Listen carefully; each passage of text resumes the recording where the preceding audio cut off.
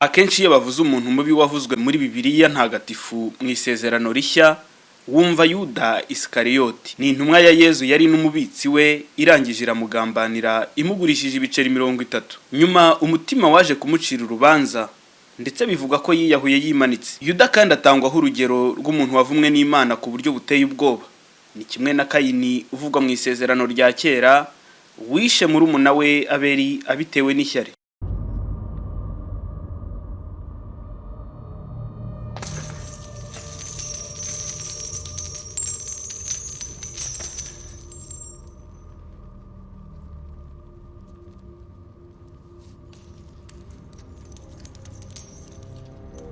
Umushumba wa Kiliziya Gatolika Papa Francis mu nyigisho yatangiye Vatikani kuwa gatatu w'iki cyumweru gitagatifu yavuze ko atazi niba Yuda ari mu kuzimu.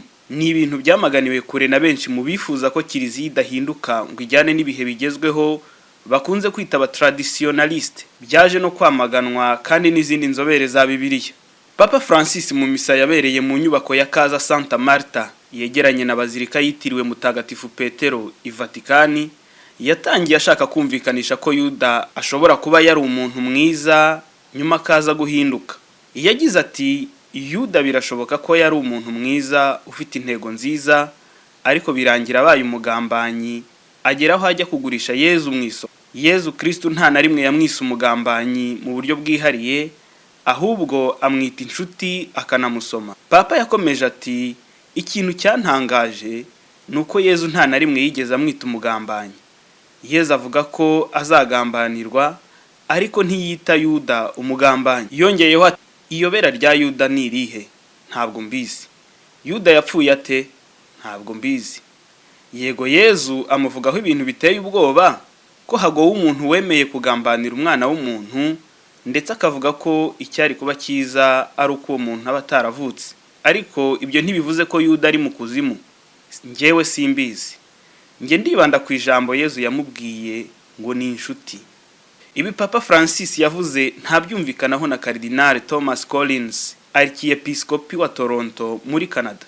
Mu misa yaciye kuri televiziyo kuwa gatatu w'icyumweru gitagatifu, Archiepiscopi Thomas yagarutse ku nyandiko y'umusizi Dante Alighieri yiswe Inferno. Ni inyandiko ivuga ku buryo burambuye ibibera ikuzimu ndetse nuko hateye. Archiepiscopi Collins yagize ati, mu nyandiko ya Dante yitwa Inferno avugamo ukuri kw'icyaha mu buryo bwose bushoboka. Dusomamo ko Yuda ari mu ndiba y'ikuzimu, ahatari umuriro, ahubwo hari urubura n'ubukonje bukabije buterwa n'umuyaga w'amababa ya Satani. Yakomeje ati, kubera icyaha yakoze ari icy'ubugambanyi, niyo mpamvu ari mu kanwa ka Satani, aho ahora mutapfuna ubuziraherezo.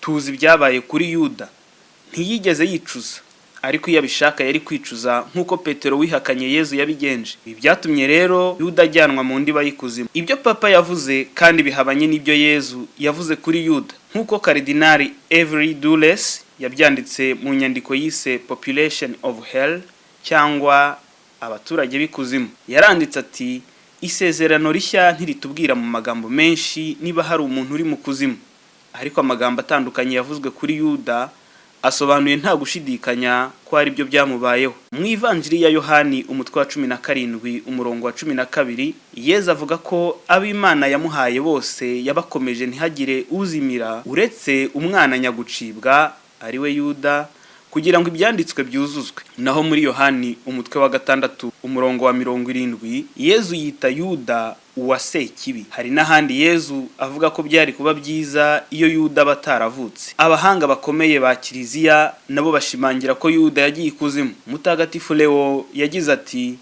umugambanyi Yuda ntiyigeze asaba imbabazi, kuko yari umwana w'igicibwa, yapfiriye mu muhangayiko. Nubwo wenda yari guhabwa imbabazi, we yihuse ajya ku giti ye yahuriyeho. Mutagatifu Agustin nawe yemeza ko Yuda yagiye mu kuzimu. We aragira ati, nk'uko tutemerewe kwihanira ngo tube twakwica umunyamakosa rubanda bataremeza ko yakatiwe urwo gupfa, n'umuntu wese wiyahura abakoze icyaha cyo kwica. Ese ntitwakwemera ko igikorwa Yuda yakoze cyo kwiyahura cyongereye ubukana ikosa yakoze ry'ubugambanyi? Kuko nubwo yiyishe kubera ikosa yari yakoze ryo kugambana, no kwiyica ubwabyo ryari irindi kosa yakoze. Naho mutagatifu Efuremu wa Siriya we yagize ati, Yuda yari umubitsi w'uburozi bwa Satani. Nubwo Satani atagaragara, Yuda we yaragaragaraga.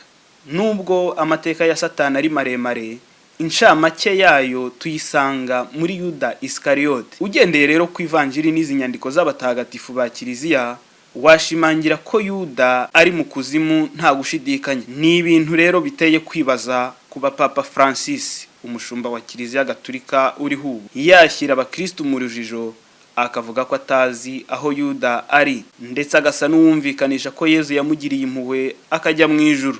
Mwakoze gukurikirana iri sesengura.